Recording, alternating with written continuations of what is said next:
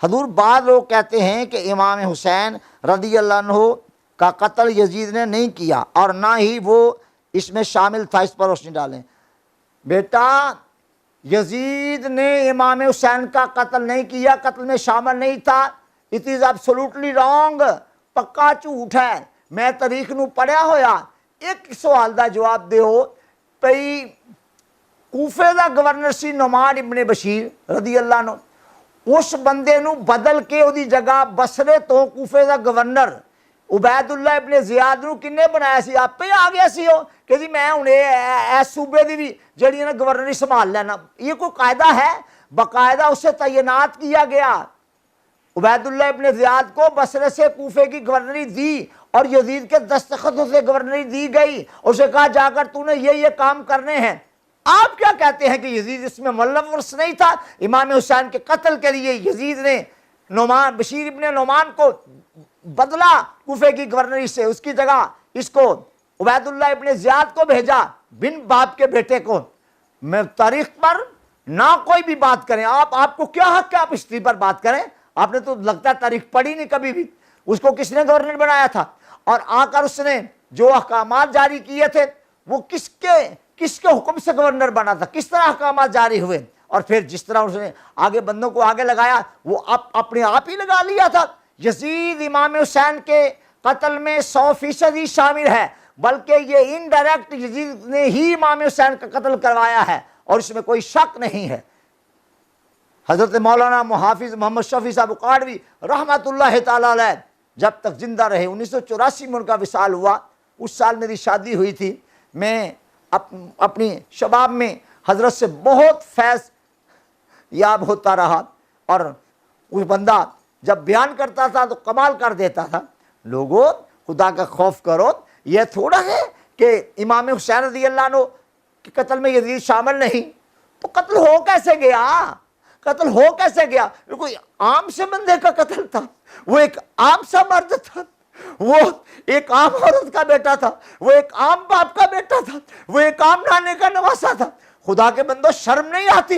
وہ محمد رسول اللہ کا نواسا تھا، وہ سیدہ فاطمہ زہرا طیبہ طاہرہ کا نور نظر تھا، ولی شیر خدا کا نور نظر تھا۔ اس کا قتل ہو گیا، آپ کہتے ہیں یزید کا اس سے تعلق ہی کہیں نہیں تھا۔ یہ قتل یزید نے کروایا اور یزید کے کفر میں کوئی شک نہیں۔ اور قرآن کی آیت پڑھ رہا ہوں، ان الذین یؤذون اللہ ورسولہ لعنہم اللہ فی الدنیا والآخرہ وأعد لهم عذابا مہینا۔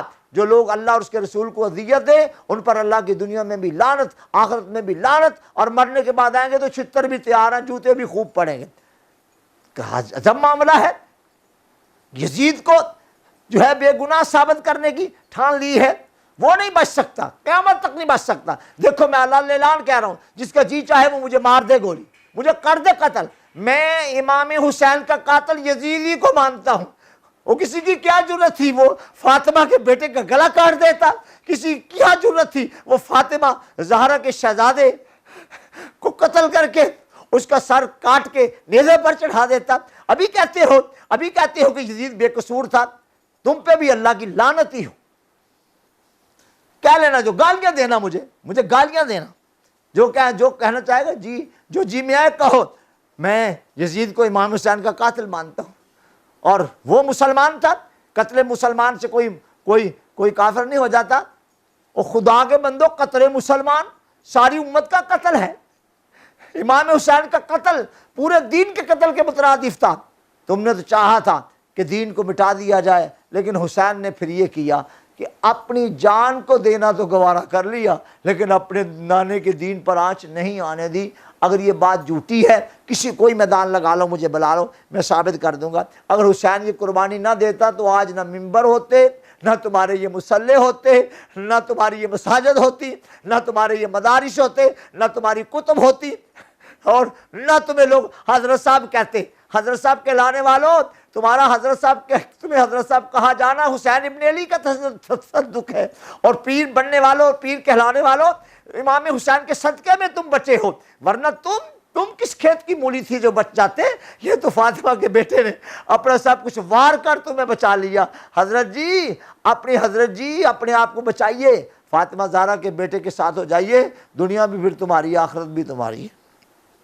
کمال ہے۔ امام حسین کے قتل میں یزید شامل نہیں تھا؟ شامل تھا، اسی نے کروایا یہ قتل۔